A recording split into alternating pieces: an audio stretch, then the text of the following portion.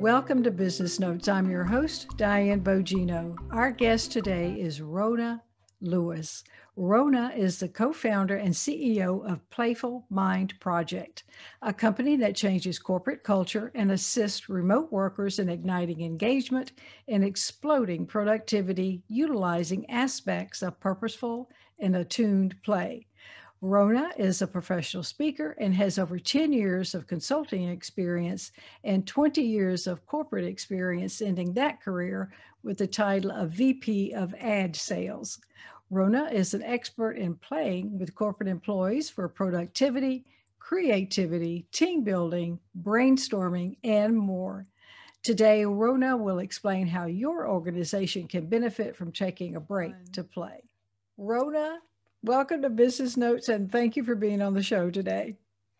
I am so excited to be here. I just love talking about what I do and imparting fun and informative information and just having a good time. I know that because I watched some of your videos and I'm like, okay, if I could just have a teacup of her energy, I would be good. Coffee. It's having a trough of coffee in the morning. Oh, that's I'm kidding. Got it.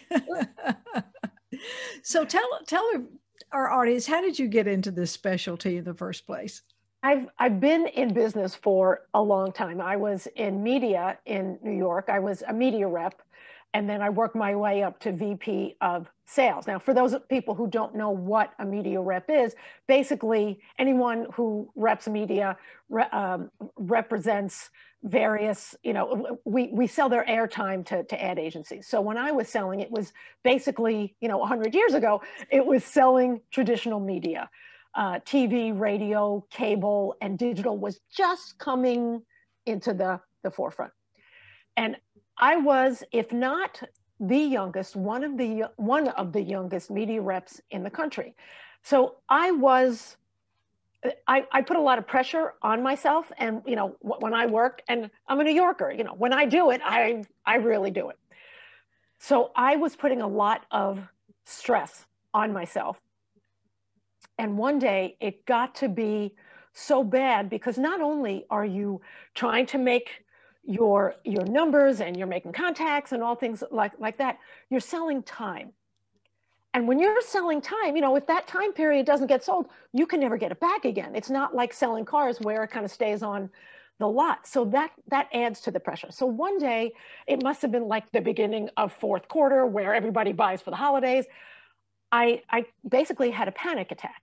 And one of my best friends was selling with me, and her name's Gail Roffa. She is one of the best salespeople you'll ever meet, and I learned a lot from her.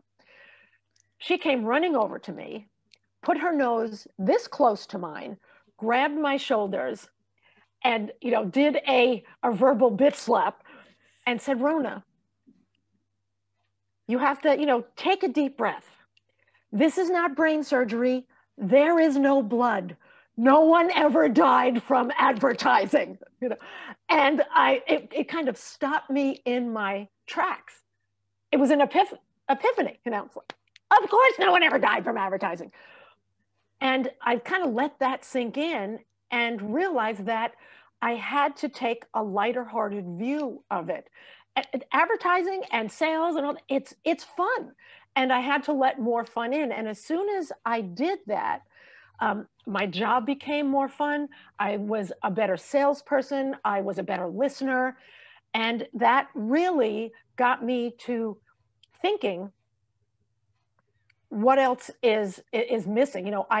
I saw so many other people stress as well. So I started doing some research on positive psychology, on how to keep your creative mind going, and on play, which I had no idea it's not an industry, but it's a thought process. It's a way of thinking. And that's how I kind of got myself into it. And it didn't happen right away, but I eventually made my avocation my vocation.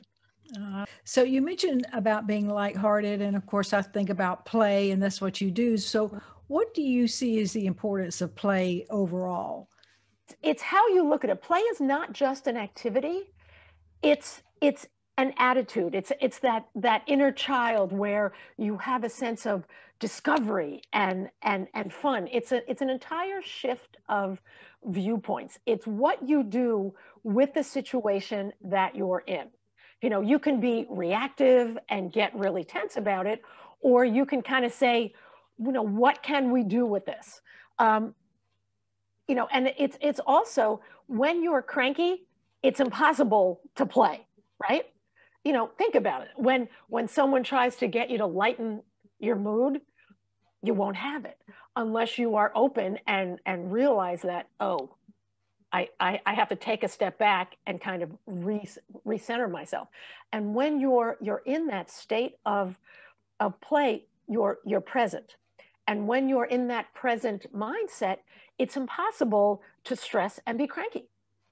You know, you don't have those, I call it replays and imaginings. When you replay things in your mind and you make mountains out of molehills and you imagine what someone's going to say, I just know they're going to have that reaction. And I know this is what's going to happen.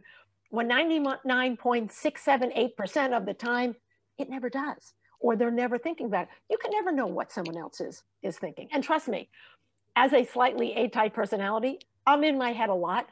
And I literally have to make myself take a step back and say, you know, what are you doing? A thought is just a thought. And then I start thinking about what can I do to make myself happy? How can I play with this? What can I do to get me back in that playful mode again? Right. So, you know, knowing that an attitude of play helps in so many ways, I think that's really the importance of it, you know, knowing it. And now everyone who's watching and listening can never unknow this. So now they know it too. And hopefully they'll be able to take steps to keep themselves happier as well. Right. Well, why do you think play is important in business? Play is incredibly important in business. It's the culture of business is really changing. You know, this country was started by Puritans, and the Puritan ethic just doesn't work anymore. You know, it's not an 8-hour day anymore. There is no, I don't see a work-life balance because work is part of life, especially now. You know, we're all home and working during the pandemic. Your home and life are combined even more than ever. And even when it wasn't, and when we get to the new normal, whatever that will be, if you're stressed about something at home, it's going to carry into your work life and vice versa. So you really have to work on that life balance. And, you know, working on keeping yourself happy and having that attitude of wonder and curiosity that inner child brings will help your business life in so many ways. You know, play sparks curiosity. Curiosity sparks creativity, and creativity bonds work and play. You can't be creative without that sense of play, especially for those in the tech world and in advertising and marketing, those so-called creative businesses, although everyone is creative in whatever kind of way, it just facilitates ideas. And if you can come in with that attitude of play and wonder and a beginner's mindset, seeing everything as new and asking, you know, fun questions that you might not ask if you have those blinders, those Puritan ethic that this is the way it's always been done. How do you know there's not a better way? Right. Tunnel Make vision. sense? Yeah, exactly. Perfect word for it. Right. And, you know, it's, I think now, especially for remote workers, it's incredibly important to have that attitude of play. Remote workers are known, it's been, you know, studied, they are more stressed and anxious because they are depressed and they don't feel like they're part of a team. You know, in the beginning, everyone's like, yippee skippy, I can work in my PJs and, you know, not have to worry about it, except for my dog barking in the background when I'm on Zoom calls. but it does make a difference. They're even finding that remote workers are becoming more paranoid, which is scary because, you know, when you're alone, you think you don't have a comparison as to what everyone else is doing. So more thought process is reactionary to that, as opposed to acting in good faith for your ideas, and they're afraid of other people's opinions, you know, things like that. So an attitude of play allows you, wherever you are, to be more authentic, to be vulnerable, to have a better sense of trust. And that makes for a better corporate culture and, you know, team collaboration, things like that. Right. Speaking of corporate culture, what are some of the benefits of bringing play into the workplace?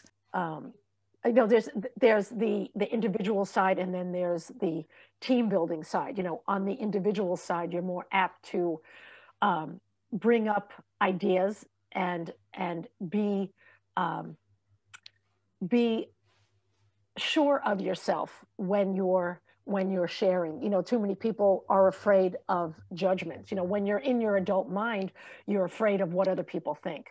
When you're in your child mind, you just want to have fun, and you don't care. You know, you don't care what clothes other people are wearing, what brand of shoes, what color their skin is. You just want to go and have fun. And if somebody has an idea, you can play with that and then come up with something coming in sideways that you may never have thought of. And when you are able to trust one another and practice that, you know, working with play is not a one-time thing. My business partner Jessica always says practice makes permanence, and working with a playful mindset is a practice, you know. And so playing together as a team, whether in person or online, allows you to build that trust and authenticity, and you're more apt to help each other, as opposed to butt heads and be afraid that there's one-upmanship and what happens if they get the credit instead of me. It spurs camaraderie, and that helps corporate culture, you know. Right.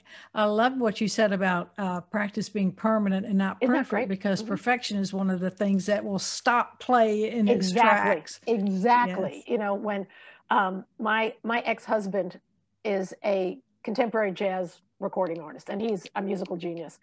And a lot of times what got the record label calling him was because it took him a long time to write music, because he was such a perfectionist. Now, I can honestly say, never, ever, ever asked me to sing, but I've always had a really good ear. So he used to come to me and play his pieces to get my opinion. And he'd be like, okay, how does this bridge sound versus this bridge? And I would listen to both. Russ, I don't hear a difference. Oh, well, this one has a D and this one has a G. One note. There was one note difference. Russ, if I don't hear a difference and I'm listening for it, your fans aren't going to hear a difference either. But he was so in that mindset, and it was hard for him to let go. And a lot of artists are like that. And, you know, creative people overall, you kind of have to let that go and, you know, fix it in post if it's bad. But 9 times out of 10, it's fantastic. It's when you nitpick at it that it gets worse. Right. Good point. And that brings me to the next question. What are some of the things that we can do, you know, to help ourselves play more at work? Is that possible? Absolutely. If you go into work with a beginner's mind and look at things differently, ask audacious questions.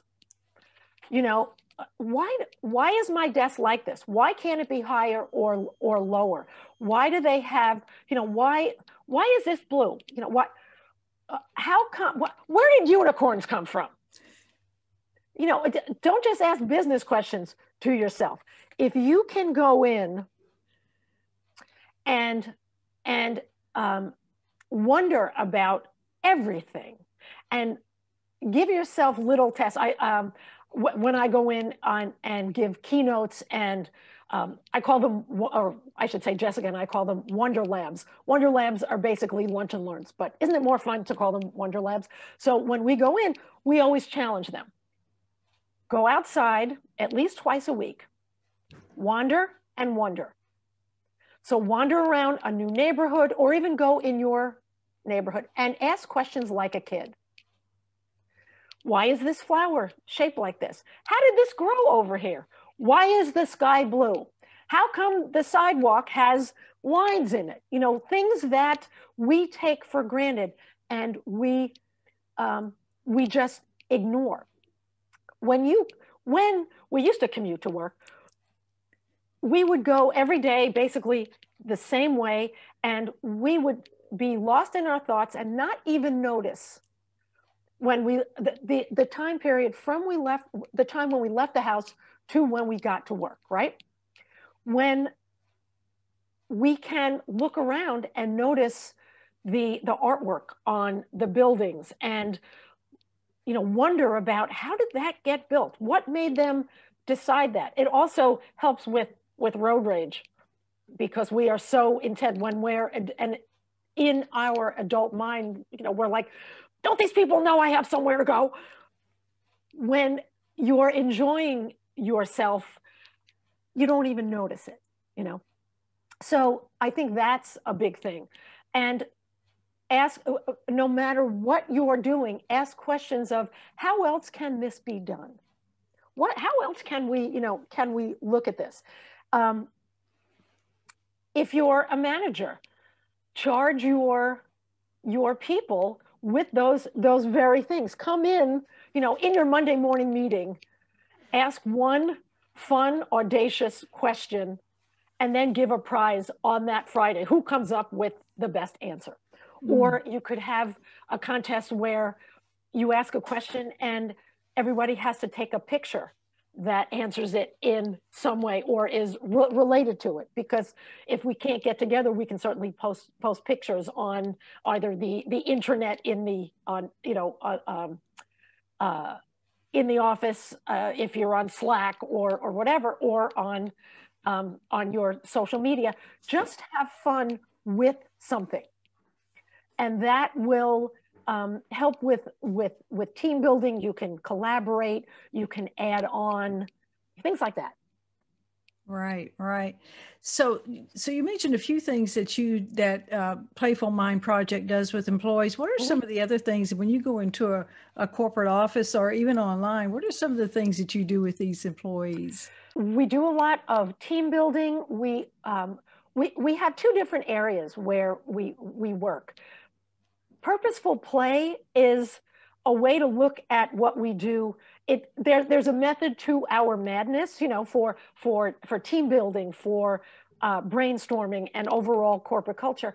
And then there's also attuned play where we work one-on-one with people to attune to where they are and help with their stress levels. Because you can't attune to a group because everyone's at a different stage in terms of where they're at emotionally. So we help the overall feeling and culture of a company by, you know, we have laughter breaks, Wonder Labs, like I was saying, imagination breaks where we play games just for the sake of playing games. Not really. There is a purpose to it. You know, so things like that where we kind of fool them and all of a sudden their productivity goes up because they've learned how to stay present and they're not so worried about things that they kind of lose themselves. There's something called presenteeism, and that's when somebody shows up for work, but they're not in the headspace to get stuff done because they're worrying and stressing about it. It's also used if people get sick. It's kind of the same thing. When you have brain fog because your head is all stuffed up from a cold, or hopefully not COVID, you may want to show up for work because you want to get paid and you don't want to lose those sick days, but you're not going to be productive. You know, so lowering stress levels also helps your immune system, so you don't get sick and you're more engaged. And we have challenges that we give them. So on a lot of levels, we keep them happier. We give them purposeful games that facilitate team building and creativity and ideation. I lead brainstorming sessions where I show them different ways to work with ideas and how to get them. We've worked with managers to enable them to work with their own teams. So our consulting depends on what a company needs. So we'll go in and it goes in different stages. Just like any consultant, we'll talk to the C-level, we'll talk to HR, we'll talk to the managers, and we'll talk to the employees, because everyone's got a different viewpoint. And there is an subconscious blindness to what goes on, because people are basically egocentric, and they don't always realize how their charges are feeling, how their bosses are feeling. So we provide an objective viewpoint, which is not always easy, but it's not always easy to hear, but it's I should say, and it's what the company needs for a better result. Right. And you know that because you're a consultant yourself, right? You have to ask the right questions and the hard questions. Right. And I was in HR. I'm still recovering. Oh, so there you go. That is not an easy job, especially now. No, it's not. Yeah. It is not. On your LinkedIn, you talk about mindfulness, and then on your video, you talked about eating right and exercising. So are some of those topics also included in what you do? Absolutely. Absolutely. There are so many aspects of well-being. Well-being is such, an overarching statement, and most people think, health and fitness. And when I first moved to LA, and I left the corporate business and then came back in, and I became a certified personal trainer. So that's where I have all that. And I also went to culinary school. So I have all that background, and, food is fuel for better thinking power and having your body healthier. If you eat a lot of crap, your whole body is going to be inflamed, and that includes your brain. And that causes brain fog. So if you eat too much sugar and you're drinking a bunch of alcohol changes into sugar in your body. And then, of course, if you're nursing a hangover, that screws everything. And, I love a nice glass of wine or a martini now and then, but if I have more than two, I'm about 110 pounds. So I'm basically a lightweight. So if I have more than that, I am flat on my back the next day, and that doesn't do anybody any good. So you have to pick your battles, and when you do it, and it's basically having healthy habits. I'm not saying never splurge, but just if you eat crap every day, that's not splurging. That's just eating poorly. A splurge is once a week, something like that, where you can plan on it. Or if now that the restaurants are opening again, if you know that you're going to a great Italian restaurant, have that tiramisu, So there's a definite physical edge to it. And Jessica is a 500-hour yoga instructor, and she is a certified laughter yoga instructor too, which laughter yoga is a thing, which is so cool. And she brings another aspect of mindfulness and physical movement for staying present, because that's what yoga does. So we bring all kinds of experience into play, because we have an attitude of play about it. It's not just the knowledge; it's how you present it to your audience, your charges, the company who you're working with, to have the greatest result. And if people are having a good time, if they're enjoying themselves, whatever you're doing, they're going to retain what they're learning better. Right. And Rona, how do you prefer that people get in touch with you? You can go to the website, playfulmindproject.com. You can email me at rona@playfulmindproject.com. Those are Very the two good. easiest ways to do it. Yeah. I'm also on LinkedIn. You can, it's just under Rona Lewis. My Instagram is at Rona Says, RONASAYS, because I have a bunch of fun things and little fun facts in there. So there's you can definitely find me, but I would say the easiest way is go look at the website, look at all the stuff we do, and email me at rona@playfulmindproject.com. Excellent.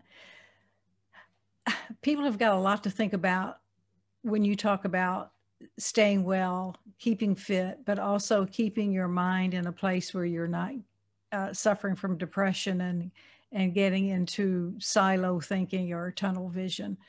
And I hope people will benefit from this. I'm sure they will. And thank you so much for your time today. Thank you for having me. It was fun. Yes. Thank you for watching Business Notes. We've been speaking with Rona Lewis, co-founder and CEO of Playful Mind Project.